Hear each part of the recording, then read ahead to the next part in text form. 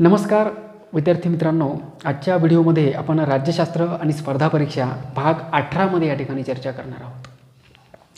विद्यार्थी मित्रांनो, पदवी स्तरावर BEd TYला राज्यशास्त्र विषयासाठी जो काही पाश्चिमात्य राजकीय विचारवंत हा पेपर आपल्याला अभ्यासाला आहे, त्यामध्ये रुसो या विचारवंताचा विचार आजच्या व्हिडिओच्या माध्यमातून आपण करणार आहोत।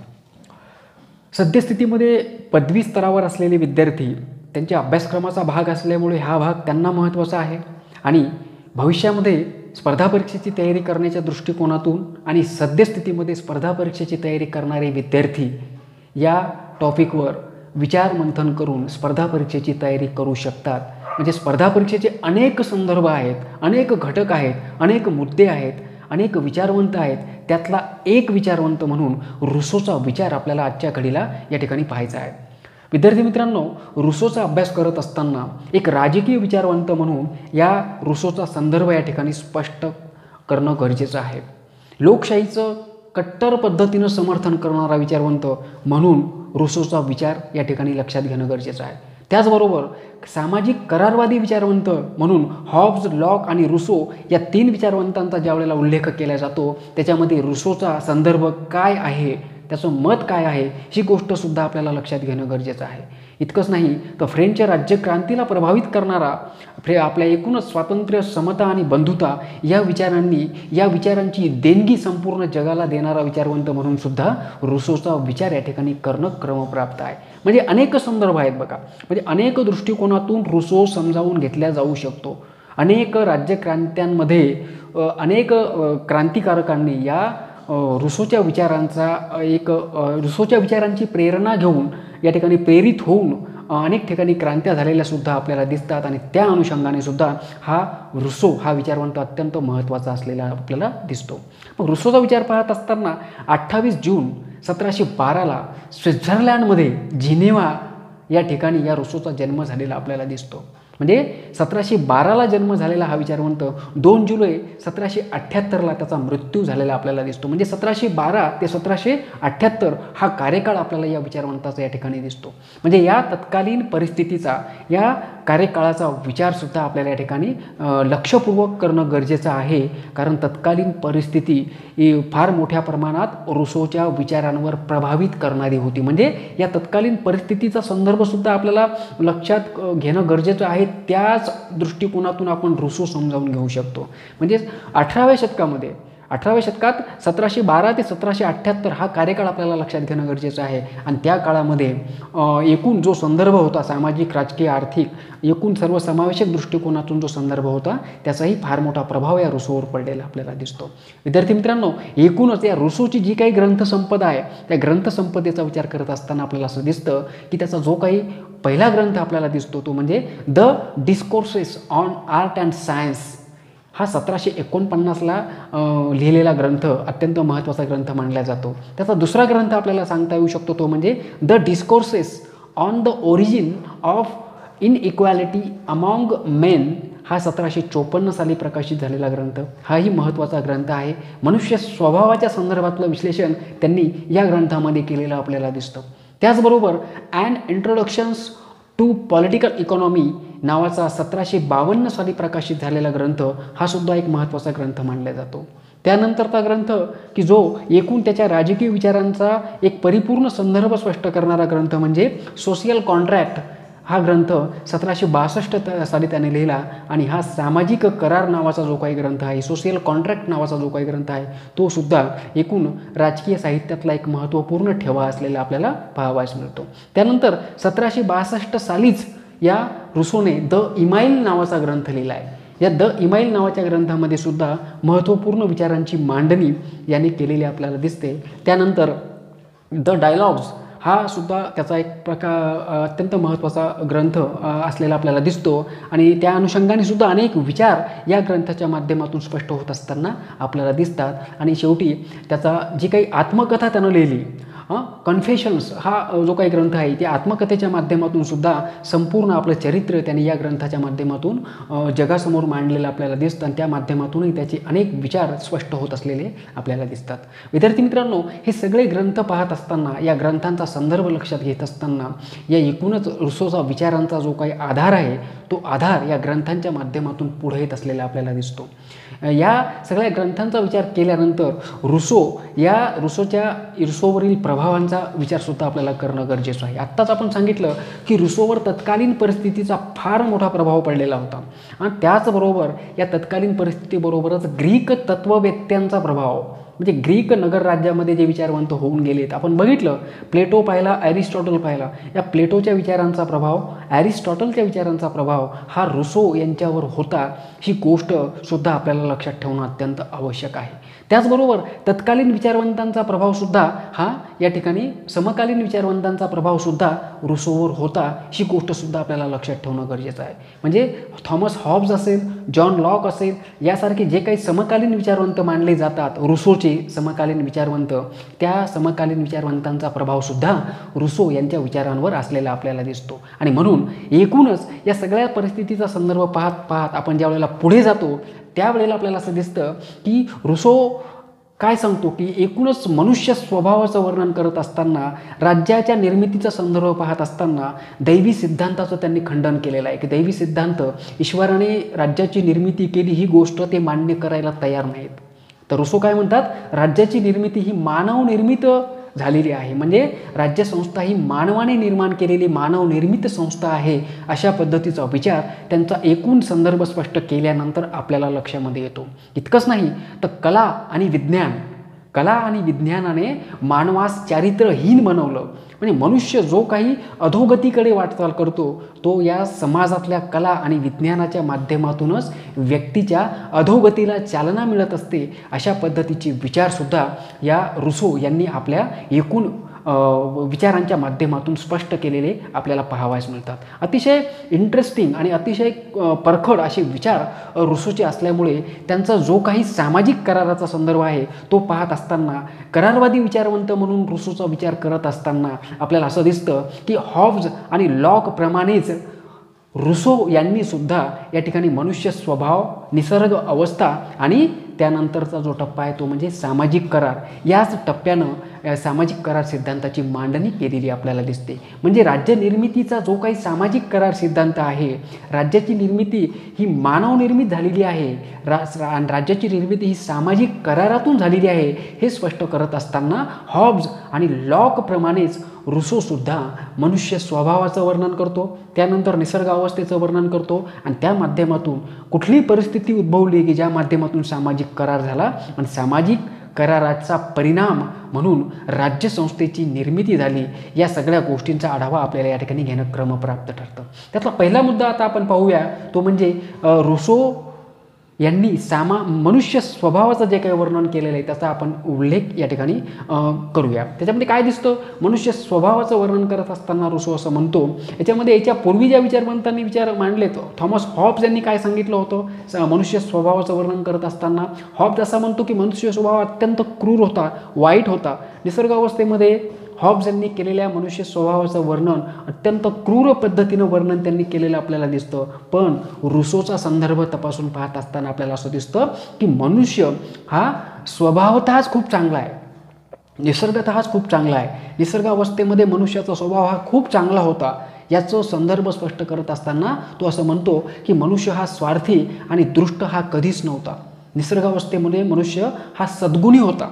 म्हणजे या सगळ्या सद्गुणांचा आणि मनुष्याच्या चांगल्या संदर्भांचा उल्लेख करत करत मनुष्याचा स्वभाव चांगला असल्याचं स्पष्टीकरण ते या ठिकाणी देतात. आणि या माध्यमातून ते असंही सांगतात की मनुष्य हा जन्मताच चांगला आहे, स्वभावताच चांगला आहे, परंतु निसर्गातील, समाजातील ज्या वेगवेगळ्या संस्था आहेत त्यांच्या सानिध्यामध्ये येऊन मनुष्य कला आणि विज्ञानाच्या सहवासामध्ये आल्यानंतर हा बिघडला. इतकंच नाही तर त्याची अधोगतीसुद्धा या समाजातल्या वेगवेगळ्या संस्थांच्या माध्यमातून झालेली दिसते. अशा पद्धतीचं वर्णन रुसो यांनी केलेलं आहे. म्हणजे निसर्ग अवस्थेमध्ये मनुष्य स्वभाव कसा होता हे सांगत असताना रुसो असं सांगतो की अत्यंत चांगला, स्पष्ट आणि इतकंच नाही तर नैतिक, सद्गुणी अशा पद्धतीचा स्वभाव असल्याचं ते सांगतात. आणि अशा पद्धतीनं मनुष्य स्वभावाचं वर्णन त्या ठिकाणी एक चांगल्या पद्धतीने करत असताना आपल्याला दिसतात. पुढे ज्या वेळेला आपण जातो त्यावेळेला आपल्याला असं दिसतं की निसर्ग अवस्थेचा संदर्भ स्पष्ट करत असताना रुसो काय सांगतात, तर रुसो असं म्हणतात की मनुष्य स्वभावाच्या नंतर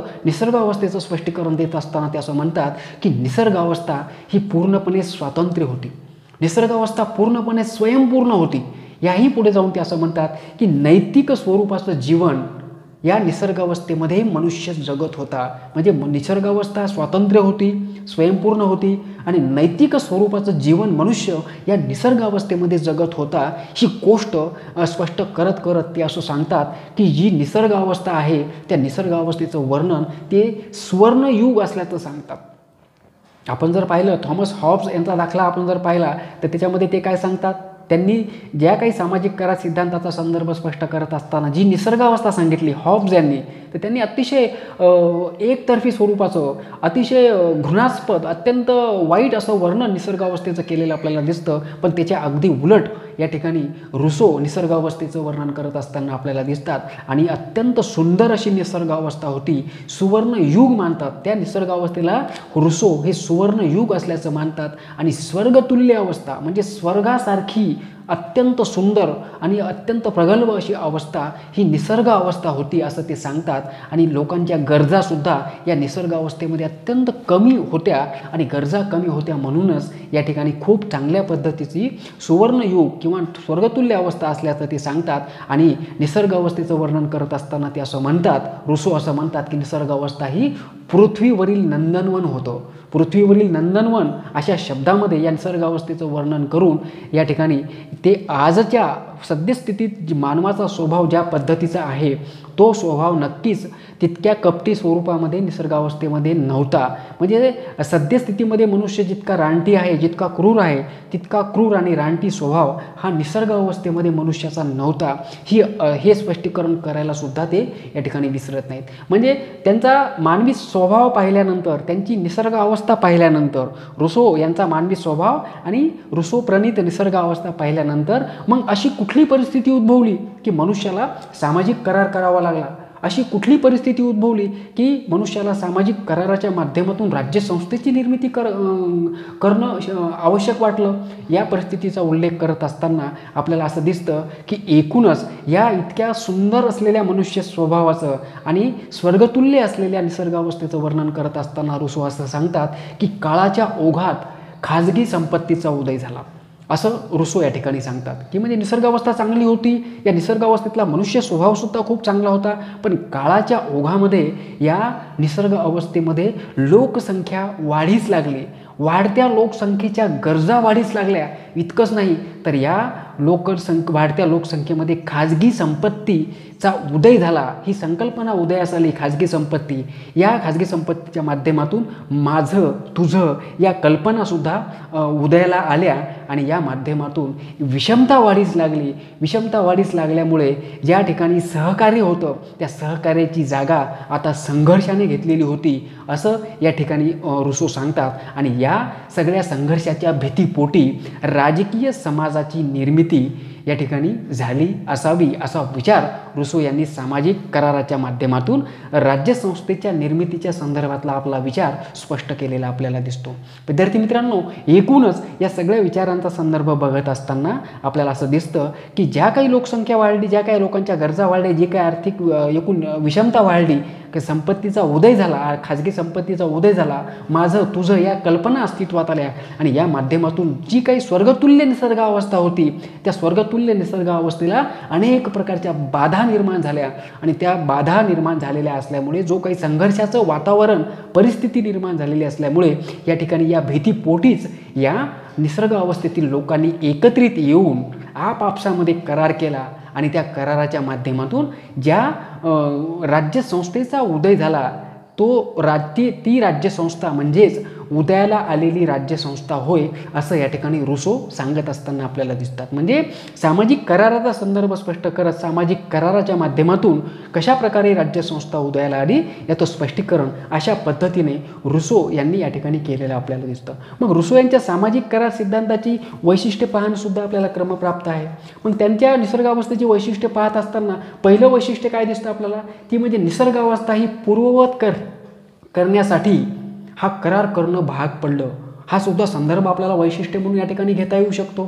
त्यानंतर संदर्भ स्पष्ट करत असताना एकूणच सामाजिक करार सिद्धांताचं स्वरूप हा सुद्धा त्यांच्या सामाजिक करार सिद्धांताच्या वैशिष्ट्याचा भाग असलेला आपल्याला दिसतो. तो कसा, म्हणजे त्यांच्या सामाजिक करार सिद्धांताचं स्वरूप कसं होतं, तर त्यांच्या सामाजिक करार सिद्धांताचं स्वरूप जे काय होतं ते म्हणजे एका व्यक्तीने संपूर्ण समूहासोबत केलेला करार आणि समूहातल्या प्रत्येक व्यक्तीसोबत केलेला करार या माध्यमातून ह्या सामाजिक करार सिद्धांताचं स्वरूप स्पष्ट करण्याचा प्रयत्न त्यांनी आपल्या एकूण सिद्धांताच्या माध्यमातून एकूण विचारांच्या माध्यमातून केलेला आपल्याला दिसतो. म्हणून हा घटकसुद्धा अत्यंत महत्त्वाचा घटक असलेला आपल्याला दिसतो. याच्या पुढे आपण ज्यावेळेला जातो त्यावेळेला आपल्याला असं दिसतं की सामाजिक हिताला त्यांनी महत्त्व दिलेलं आहे.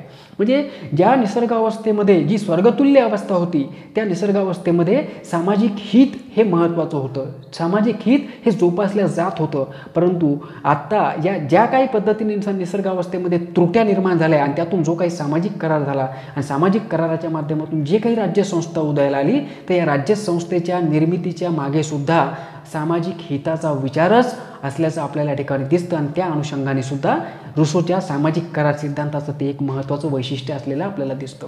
विद्यार्थी मित्रांनो, याच्या पुढे जाऊन स्वातंत्र्याची हमी हा सुद्धा घटक आपल्याला त्यांच्या सामाजिक करार सिद्धांताच्या वैशिष्ट्याचा भाग असलेला दिसतो. आणि त्याचबरोबर एकूणच सामाजिक करार सिद्धांताच्या वैशिष्ट्यांमध्ये त्यांच्या एकूण विचारांच्या माध्यमातून एक वैशिष्ट्य पुन्हा सांगता येऊ शकतं, ते म्हणजे सेंद्रिय राज्याची कल्पना मांडण्याचा प्रयत्न त्यांनी आपल्या सामाजिक करार सिद्धांताच्या माध्यमातून केलेला आपल्याला दिसतो. याही पुढे जाऊन सांगता येऊ शकतं की त्यांच्या सामाजिक करार सिद्धांताचं वैशिष्ट्य म्हणजे एकच करार त्यांच्या एकूण या सामाजिक करारामध्ये झालेला आपल्याला दिसतो. पूर्वीच्या विचारवंतांमध्ये, करारवादी विचारवंतांमध्ये जॉन लॉक यांनी राज्याची निर्मितीच्या संदर्भातले 2 करार असल्याचा संदर्भ त्यांच्या विचारांचा आढावा घेतल्यानंतर पुढे येत असलेला आपल्याला दिसतो. तसे 2 करारांचं स्पष्टीकरण रुसो यांनी केलेलं नाही, तर राज्याच्या निर्मितीसाठी एकच सामाजिक करार झाला असं स्पष्ट विश्लेषण आपल्याला रुसोच्या विचारांमधून पुढे येत असलेलं दिसतं. आणि म्हणून एकच करार हे त्यांच्या सामाजिक करार सिद्धांताचं एक मूलभूत वैशिष्ट्य आपल्याला दिसतं. त्यानंतर सामूहिक इहेची निर्मिती हे सुद्धा त्यांच्या एकूणच विचारांचं किंवा सामाजिक करार सिद्धांताचं एक मूलभूत वैशिष्ट्य असलेलं आपल्याला दिसतं. विद्यार्थी मित्रांनो, एकूणच त्यांचे जे काही विचार आहेत सामाजिक करार सिद्धांताच्या माध्यमातून वेगवेगळे जे काही ग्रंथरचना त्यांनी केलेली आहे त्या ग्रंथरचनेचा संदर्भ, त्यांच्या जन्माचा संदर्भ, त्यांच्या मृत्यूचा संदर्भ, त्यांनी मांडलेली ग्रंथरचना, त्यांच्यावर पडलेले प्रभाव, त्यांनी मांडलेला सामाजिक करार सिद्धांत, या सामाजिक करार सिद्धांतामध्ये त्यांनी मांडलेला मनुष्य स्वभाव, त्यांनी व्यक्त केलेली निसर्ग अवस्था, त्यांनी त्या सामाजिक करार सिद्धांतासाठी निर्माण झालेली परिस्थिती आणि त्याला तोंड देत असताना जो सामाजिक करार झाला त्या सामाजिक करारातून निर्माण झालेली राज्यसंस्था, सामाजिक करार सिद्धांताची वैशिष्ट्ये, या सगळ्या गोष्टींचा परामर्श घेत असताना एक लोकशाहीचा कट्टर समर्थक करणारा विचारवंत म्हणून रुसोचा उल्लेख केला जातो. व्यक्तिवादी विचारवंत म्हणून सुद्धा आपल्याला या ठिकाणी रुसोचा त्यांचा विचार केला जाऊ शकतो. त्याचबरोबर स्वातंत्र्य, समता, बंधुता या विचारांना जन्म देणारा आणि एकूण जागतिक दृष्टिकोनातून विचार करत असताना अनेक देशातील क्रांत्यांवर त्याचा प्रभाव पडलेला आपल्याला दिसतो. अनेक विचारवंतांच्या विचारांवर त्यांच्या विचारांचा प्रभाव पडलेला आपल्याला दिसतो. आणि या सगळ्या गोष्टींच्या माध्यमातून रुसोला एकच सांगायचं होतं की निसर्गावस्था ही खूप चांगली होती, म्हणून निसर्गाकडे चला अशा पद्धतीचा संदेश सुद्धा त्यांनी आपल्या या राजकीय साहित्याच्या माध्यमातून देण्याचा प्रयत्न केलेला आहे. निसर्गाकडे चला, निसर्ग अवस्था हीच खूप चांगली अवस्था होती. आधुनिक काळामध्ये ज्या पद्धतीच्या सामाजिक संस्था आहेत, ज्या काही कला आणि वैज्ञानिक संस्था आहेत, त्या माध्यमातून व्यक्ती हा अधोगतीकडे वाटचाल करू लागतो आणि म्हणून निसर्ग अवस्थेकडे चला असा संदेश देऊन स्वतंत्रतः स्वाभाविकदृष्ट्या जो काही मनुष्य चांगला आहे ते त्याचं चांगुलपण जोपासण्यासाठी निसर्गाकडे चला असा संदेश देत त्यांनी आपल्या एकूण राजकीय लिखाणाचा संदर्भ स्पष्ट केलेला आपल्याला पाहावयास मिळतो। आणि या अनुषंगाने अशा पद्धतीने पदवी स्तरावर अभ्यास करत असताना पदवी स्तराच्या अभ्यासाबरोबरच येणाऱ्या काळात स्पर्धा परीक्षेची तयारीसुद्धा आपण करू शकतो ही गोष्टच आपल्याला पदवी स्तरावर त्याची जाणीव असणं गरजेचं आहे। आणि त्या अनुषंगाने अशा पद्धतीने पाश्चिमात्य राजकीय विचारवंतांमध्ये रुसो या विचारवंताचा संदर्भ आपल्याला स्पष्ट करता येऊ शकतो। पुढच्या व्हिडिओमध्ये पुन्हा एका नवीन संकल्पनेसह आपण भेटणार आहोत। तोपर्यंत नमस्कार आणि धन्यवाद।